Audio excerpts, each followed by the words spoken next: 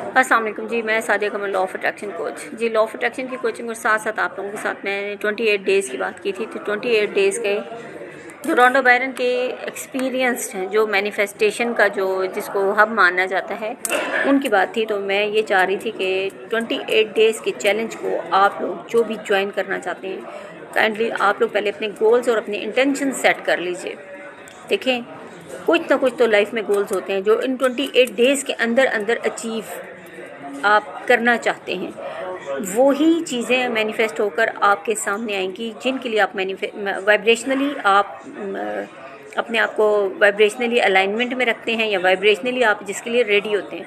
ये जो काम अगर आपको लग रहा है कि आपको पॉसिबल है या इम्पॉसिबल है, तो फिर वो लोग इस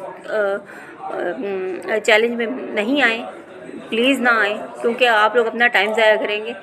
इसमें 28 डेज़ का ये जो चैलेंज है, इसमें रॉन्डा बायरन की बुक द मैजिक मैं रिकमेंड कर रही हूँ, बार बार आप लोगों से रिक्वेस्ट कर रही हूँ कि आप लोगों अगर ईजीली अवेलेबल है तो आप लोग प्लीज़ वो किताब ले लीजिए। द मैजिक में 28 डेज़ का फुल पैकेज उन्होंने शेयर किया है। ये फुल पैकेज है जिसके ऊपर मतलब मैं आपको बताती हूँ, डॉक्टर जो डिस्पेंजा कहते हैं पहले first you have to plan your day. इसको कहते हैं पावर ऑफ नाउ। जो लोग पावर ऑफ नाउ को जानते हैं, जो लोग जानते हैं कि जो इस वक्त हम लम्हा जी रहे हैं वही हमारी ज़िंदगी है, वो आने वाले फ्यूचर के लिए बिल्कुल भी परेशान नहीं होते। तो इसी तरीके से मैं आप लोगों के साथ ये रिक्वेस्ट कर रही हूँ कि आप लोग जो लोग भी मेरे साथ 28 डेज़ चैलेंज के लिए रेडी हैं, आप लोग सबसे पहले अपने गोल सेट करें, अपनी वाइब्रेशन सेट करें, फिर उसके बाद अपनी फ्रीक्वेंसी सेट करें, फिर उसके बाद अपनी अलाइनमेंट सेट करें, उसके बाद अपने एक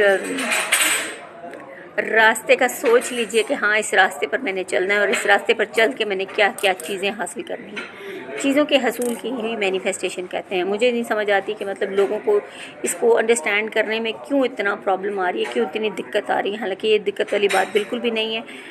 चीज़ों को मैनिफेस्ट किया जाता है, रिलेशनशिप्स को मैनिफेस्ट किया जाता है, कैरियर्स को मैनिफेस्ट किया जाता है, जॉब्स मैनिफेस्ट की जाती हैं, आपके डिज़ायर रिजल्ट्स मैनिफेस्ट किए जाते हैं, आप कहाँ पर खाना खाना चाहते हैं, इवेंट्स को मैनिफेस्ट किया जाता है, इवेंट्स को क्रिएट किया जाता है। आपकी डेलिब्रेट थॉट, आपकी डेलिब्रेट थिंकिंग, आपकी डेलिब्रेट जो भी आप उसकी इंटेंशंस हैं, वो ही आपका नाउ क्रिएट करती हैं। और जब आपका नाउ क्रिएट होता है तो वो नाउ आपका एक डे होता है। और जब आपका एक डे होता है तो वही डे आपकी लाइफ को सेट करता है, क्योंकि every day is an opportunity कि आप उसको एवरी डे को, पावर ऑफ नाउ को अगर आप समझने लग पड़ते हैं तो एक एक दिन करके हमने एक एक चीज़ करनी है। और ऐसे नहीं होएगा कि डे 1 की जो एक्सरसाइज है वो आपने की और उसके बाद डे 2 पे आप चले गए और आपने डे 1 की एक्सरसाइज को स्किप कर दिया। नो, ये हम अपनी हैबिट्स के ऊपर ओवरकम करेंगे। यहाँ पे हम अपनी आदत के ऊपर, हम अपने अफकार यानी हमारे ख्यालात, हमारी जो सोच है, हम उसके ऊपर काम कर रहे हैं। हमने उसके ऊपर काम करना है, डेलिब्रेट सोचने की कोशिश करनी है। और जैसे जैसे हम लोग इसको स्टेप बाय स्टेप अचीव करते जाएंगे, वैसे ही स्टेप बाय स्टेप हम अपने गोल्स की तरफ बढ़ते जाएंगे। तो यानी आप लोग इस चीज़ में पहले अपनी इंटेंशन बना लीजिए कि आपने क्या हासिल करना है। इसमें आपका मैनिफेस्टेशन, यानी कि मेरी बात सुने कि मतलब मेरी बेटी अब मुझे काफ़ी अर्से से कह रही है कि मम्मा आप गाड़ी ले लेनी चाहिए, अब गाड़ी ले लेनी चाहिए। तो लेट्स सपोज़ कि मैं 28 डेज़ चैलेंज में अपने लिए गाड़ी मैनिफेस्ट करती हूँ। मैंने ये नहीं करना कि 28 डेज़ में ही गाड़ी मिलेगी, ये मैंने नहीं करना, क्योंकि यूनिवर्स को हम किसी चीज़ में बाउंड नहीं कर रहे। ये 28 डेज़ चैलेंज है, इसको 28 डेज़ हमने प्रैक्टिस करना है। इसको 28 डेज़ के प्रैक्टिस के दौरान हो सकता है कि मुझे दूसरे दिन ही गाड़ी मिल जाए। समझ रहे हैं आप इस बात को?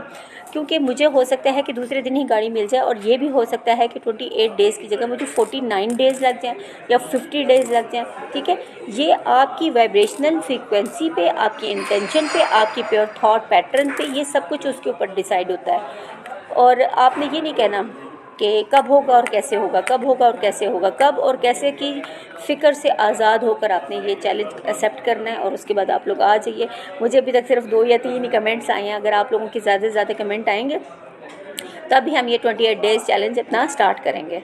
तो मिलते हैं फिर अपने नेक्स्ट 28 डेज़ ये चैलेंज की जो भी मुझे चीज़ जैसे भी समझ आती है मैं फ़ौरन आप लोगों से शेयर कर लेती हूँ, ताकि ज़्यादा से ज़्यादा लोग इससे फ़ायदा उठा सकें। इन 28 डेज़ में मेरे कुछ लाइफ सर्टन गोल्स हैं जो मैं अभी तक नहीं अचीव कर सकी, और जो मैंने अपनी उसमें लिखे हुए हैं, मेरी विश लिस्ट में शामिल हैं, लेकिन मैं अभी तक उन चीज़ों के ऊपर काम नहीं कर सकी। लेकिन इस दफ़ा मैंने यही सोचा है, मेरी इंटेंशन है कि मैंने उन 28 डेज़ के अंदर अंदर मैंने इन तमाम चीज़ों के ऊपर काम करना है। लेट्स सपोज जैसे डे 1 की बात हो जाती है, तो डे 1 में आपने क्या एक्सरसाइज करनी है। डे 1 में आपने देखिए law of attraction total thank you से शुरू होता है, थैंक यू पे ख़त्म हो जाता है। तो मेक श्योर कि आप अपने अंदर की नेगेटिविटी वगैरह को सब कुछ चीज़ों को क्लीन करके आइए, ताकि हमें बेहतर से बेहतरीन रिजल्ट्स मिल सकें। मिलते हैं फिर अपनी नेक्स्ट वीडियो में। टिल देन अल्लाह हाफिज़।